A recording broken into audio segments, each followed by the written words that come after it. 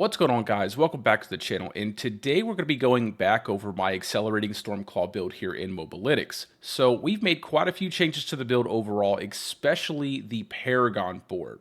And that's because we finally have the training dummy, and I was able to do a lot of testing for this build to increase the overall amount of damage, but also increase the overall survivability. So I recently put out a Border Cane Bear build, and the things that I learned from that build in terms of my Paragon board and affixes on my gear, I was able to integrate into the Stormclaw build to make this build a lot more survivable in in-game content.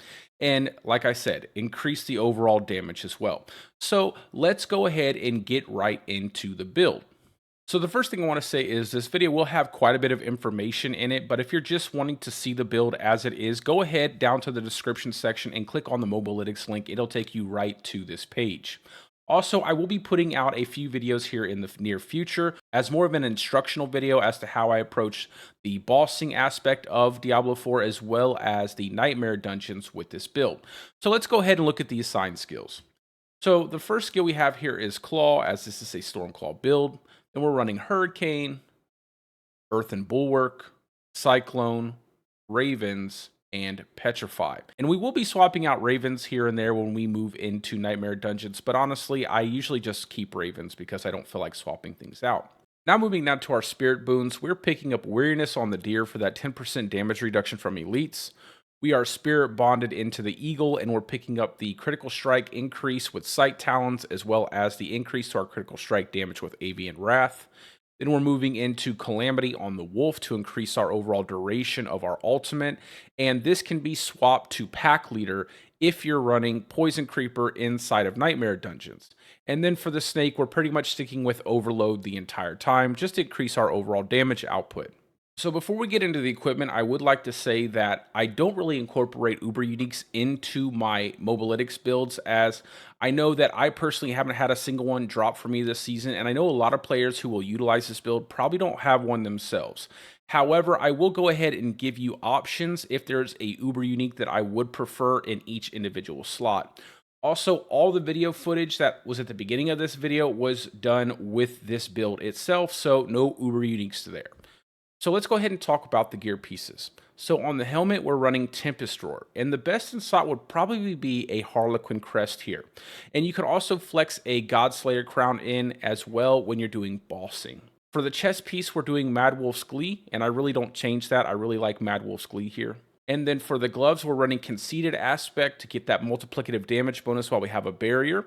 And our stat priority is going to be Crit Strike chance, Attack Speed, and Lucky Hit chance. And the fourth affix is a Flex Spot, and that's all stats. I like all stats. You can use whatever you prefer. It could be Willpower, whatever you'd like. But a really great unique here to flex out when you're running Nightmare Dungeons is the Frostburn Gauntlets. Those gauntlets are really great for this build, and I will be putting them in a tutorial video when I'm running Nightmare Dungeons in the future. For the pants, we're using the aspect of Mending Stone, as I prefer that increased duration to my Earthen Bulwark. Another noteworthy aspect would be the aspect of Might for that damage reduction from your basic attacks. Really good aspect, both of these. I just prefer the Mending Stone, especially when we're running Low Life Bulwark. And for our stat priority, we're going damage reduction from enemies that are poisoned. And honestly, that can be any kind of damage reduction. That can be damage reduction while fortified or damage reduction from close enemies. Then we're going total armor and then damage reduction while injured. And then the fourth affix is another flex spot. And I like all stats, but it can be another damage reduction if you prefer. For the boots, we're running Symbiotic Aspect, as this is a Nature's Fury build. So we like that cooldown to our non-ultimate skills. And we're going total armor while in werewolf form, movement speed, damage reduction while injured. And again, the fourth slot is a flex spot. So we're going all stats. I like all stats. It can be whatever you prefer. Then the Greater Staff of the Crone on the weapon. Then we're using the rapid aspect for that increase to our basic attack, speed on our necklace. And then we're going total armor while in werewolf form, movement speed, total armor, and ranks of the Envenom passive. And this is a big reason why I'm able to reach armor cap on my werewolf. So I would definitely suggest that you have movement speed, total armor, and total armor while in werewolf form, and then work on getting something like ranks of Envenom, because honestly, that's not as important as the other three affixes. Then for the rings, we're going to the overcharge aspect because this thing is insanely powerful and does a ton of damage. And we are prioritizing crit strike chance, lucky hit chance, damage to close enemies, and crit strike damage. Now, I don't have perfect rings on my build currently, but that would be the perfect affixes for both rings, as you need the damage to close enemies for your Thunderstruck legendary node, and the critical strike damage is nice to have because it plays off of your Petrify ultimate. And then for the second ring, we're running the Rune Worker's Conduit aspect. And that's because the lightning bolts you get from this aspect hit insanely hard. So this aspect is really nice, but this can be flexed out. So if you want to run an exonerable will ring, this would be the ring I would change out when you're doing low tier dungeons or even high tier dungeons. It's up to you as to what you prefer. But when you're bossing, definitely have this on, as you'll see a massive increase to your damage. And again, the stat priority is exactly the same: crit strike chance, crit strike damage, damage to close enemies, and lucky hit chance. For our gems on our gear, we are running emeralds on the weapon. You can also run topaz, but because most of our damage is going to be coming from rune workers and overcharge, we're getting a ton of damage there. I like to have something that will apply to everything, so emeralds would be the best in my opinion, but you can also run topaz if you'd like. Then for the armor, we're running sapphires. You can also run rubies, but I would not recommend that for hardcore. I definitely like the extra damage reduction while fortified when you're playing hardcore. And then on the jewelry pieces, we are using diamonds to increase our resistances. Now, I will say this: I was able to get enough resistances out of my Paragon board that I was able to remove one diamond from my amulet and sock it in a skull to increase my armor, so I reached armor cap. So that's just something to keep in mind. If you reach enough resistances here, you can take maybe a diamond out of your gear to increase your armor to reach cap, which is about 13,400 for tier 100 nightmare dungeons, or you can take out points from your Paragon board and put them elsewhere. Now let's go ahead and talk about our vampiric powers, and I currently have it set up here on the Mobalytics page for Nightmare Dungeon farming as well as Overland content. However, I will go over the changes I make when I'm bossing as well as running a low-life bulwark. And all of that information can also be found down here in build details, which we will go over shortly once we are finished talking about the vampiric powers. So let's go over the first power, and that is Domination. And Domination is really good, especially when used in conjunction with the Frostburn gauntlets, because it gives us that nice big bonus of multiplicative damage when attacking enemies that are immobilized, frozen, feared, or stunned. And we're getting a lot of immobilize as well as freezes out of this build when we are using the Frostburn gauntlets, and it helps replace that damage bonus we would lose when we move out of conceded on the gauntlet. So definitely a great vampiric power to pick up. Then the next two vampiric powers, and powers that will never change for this build, and that is Ravenous and Moonrise, because these are our primary ways to increase our attack speed with this build. Then we are also grabbing up Metamorphosis for Nightmare Dungeons because we always want to have Unstoppable available for this build, even though we have Bulwark, which sometimes we find ourselves without a Bulwark. So if you're running Metamorphosis with this build, I would highly suggest you pick up the boots that give you evade cooldown off of basic skill usage, because those two married together will make it where you always have an evade at the ready if you find yourself under control effects. And then the last vampiric power is Undying, and that's really just to increase our survivability. Now, if you are running low life bulwark, just swap Undying for Resilience, and this build basically works the same way, except you're getting a ton of damage reduction while you have low life. And then for bossing, just go ahead and swap out Domination for Prey on the Weak, so you're getting a multiplicative damage bonus there towards vulnerable enemies. And then swap out Metamorphosis for Sanguine's Brace, so you get that nice critical strike chance increase when you are fortified. Now, as I said, all of the extra information I went over is down here in build details, so go ahead and give this a look over. It has an explanation for when you're doing dungeons versus when you're doing bossing, as well as your low life bulwark. And I will be making tutorial videos for Nightmare Dungeons as well as bossing and doing Nightmare Dungeons with low life bulwark, and I also stream on YouTube. So if you find yourself having any questions, go ahead and post them down in the comments section. I will answer them as soon as I see them, or stop by a stream and go ahead and ask your questions, because I will gladly answer them if you have any. Now, let's go ahead and move on to our skill tree. Now we're going to go over the skill tree pretty briefly, as this is not a leveling build and this is not something you'd probably move into until much later, closer to the end game. However, if you are interested, I will link a basic lightning storm build that I do use to level down in the description section of this video. So let's go ahead and go over the skills real quick. So we're going 5 points claw into wild claw. We're going 5 points storm strike into fierce storm strike. Moving down into our core skill, we're grabbing the passive predatory instinct to increase our critical strike chance to close enemies. And then we are going to put a point in digigrade gate just to increase our movement speed a little bit. Moving down into our defensive skills, we're picking up 5 points of Earthen Bulwark, moving into the Preserving Earthen Bulwark to give us a guaranteed way of providing Fortify for ourselves.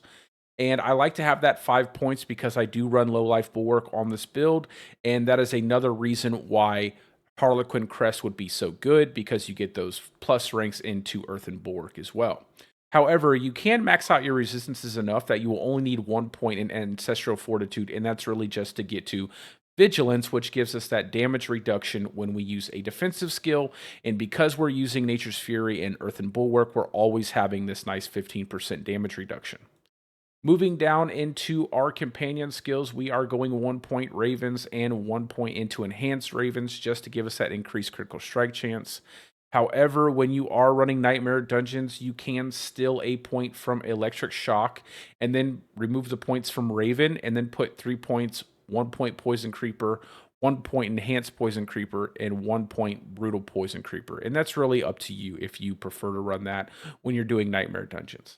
Moving down into our Wrath skill tree, we're going 1 point Hurricane, 1 point Enhanced Hurricane, and then 1 point Savage Hurricane for the damage reduction. And then we're going into the Storm skill passives here for Elemental Exposure, Charged Atmosphere. Then we're going 3 points Electric Shock and 3 points Bad Omen. Then we're grabbing up the Neurotoxin, then Toxic Claws, so we spread poison, and then Envenom because it gives us a nice chunk of critical strike damage towards poisoned enemies. Moving down into our ultimate skill tree here, we're grabbing up Petrify and then Prime Petrify for the increased duration, as Petrify is probably the overall best ultimate for the Druid class. Then we're picking up 3 points Defiance for the multiplicative damage bonus towards elite enemies, 1 point Natural Disaster, and then 3 points Resonance for that extra 6% multiplicative damage. And then our key passive here is going to be Nature's Fury. As I said, this is a Nature's Fury build. Now, I will go ahead and say that if you've been following my channel, you know I usually would pick up 1 point Earth Spike and 1 point Enhanced Earth Spike for that chance to stun. However, because I run the Frostburn Gauntlets, I really felt like that was unnecessary and allowed me to pull points from there and put them into other things. Another question I get is, how do I run Cyclone without points into it? Well, that's because I have Tempest Roar, which allows me to get skill points from my Mad Wolf's Glee towards Storm skills. So that's why I can run basic Cyclone without any points into it. And also, when you have Harlequin Crest, you can do the same thing. However, when you're bossing, you don't really need Cyclone armor, so you're fine if you slot in a God Slayer crown. Now, last but certainly not least, let's go ahead and talk about our Paragon board, as this is the meat and potatoes of the build, and honestly, I've put a lot of time into maximizing the damage as well as the overall survivability for this build. Now, if you do have any suggestions or questions, go ahead and post those out in the comments section. I will answer them as soon as I see them. So let's go ahead and go over it. So for the first board here, you'll see we are using Earth and Sky, and that's because I really like the multiplicative damage bonus we get to vulnerable or crowd control enemies. And it also gives us a nice boost to our magic nodes. And we get quite a bit of damage and resistances out of our magic nodes. And we're picking up every single one of them here in this first board. Plus, I will tell you that the stat increase you get here, which I think caps at around 17 for the stat nodes, is actually pretty significant and really helps reach those stat caps for your passives in the later Paragon boards. Moving into the second board, we are using Height and Malice. We are also using Fang and Claw on the glyph slot. And you'll see here, I am not spec'd into Height and Malice. And you're probably asking, well, why wouldn't you come in from the top here as opposed to the bottom? Well, that's because I just like to have that option available to me. And I really don't know how this new in-game content is going to be in December, so I want to have that option available if I would be able to get more out of getting this legendary node as opposed to other damage bonuses from magic nodes. So we're starting out here and we're moving directly into the glyph slot, and we are going to again pick up all of our magic nodes surrounding Fang and Claw because it gives us the same bonus as Earth and Sky. And don't pay attention to this willpower number as it is bugged in Mobalytics. This is 40 points of willpower, so just know we are reaching the 40 points required for the additional bonus here. Then we are going to be moving into constricting tendrils. And you'll see here, I came in here, I moved over, grabbed up the devastation node, and then for our glyph, we are using werewolf. And this is actually 65 points and not 55 points. So I really like just increasing the damage I get. You can obviously take those extra points out and allocate them wherever you like. I personally like the damage I get from the werewolf glyph. And then from there, we're picking up more resistances here and more resistances and armor over here. Moving out of the constricting tendrils board, we're going into Thunderstruck and we're picking up the electrocution glyph. And this is a insanely good glyph. It gives us so much damage and is a big reason why we deal so much damage from our aspects on our gear pieces. So we're picking up this electrocution glyph and we are grabbing every single willpower point we can in this area. Then we're also going to pick up some of these magic nodes to increase our overall damage. And then from here, we are going to move down and pick up Thunderstruck. And this is another reason why we want to have that damage to close enemies on our gear pieces, so that way we get a big multiplicative damage bonus to our storm skills. And then we're going to pick up some critical strike and vulnerable damage here from this rare node. Then we're going to move out of the Thunderstruck board into the Earth and Devastation board. And then we're just going to follow it up really quick, picking up some more resistances here. And then our glyph is going to be Spirit to give us that nice increase to our critical strike damage, as well as getting the additional bonus, which gives us some more multiplicative damage. Now moving out of Earth and Devastation into our very last board, and that is Ancestral Guidance, and our glyph is going to be Territorial. So Territorial, again, is another great way of increasing your damage to close enemies to apply that damage bonus to our Thunderstruck legendary node. And we do put a little bit extra points here just to increase that bonus a little bit more. And we're also going to pick up some more resistances here. But that's really it for the video, guys. If you have any questions or suggestions, go ahead and post them out in the comments section. I will be linking this Mobalytics page in the description of this video, and I will be posting out some tutorial videos in the near future for this build with regards to Nightmare Dungeons, Low Life Nightmare Dungeon, as well as bossing.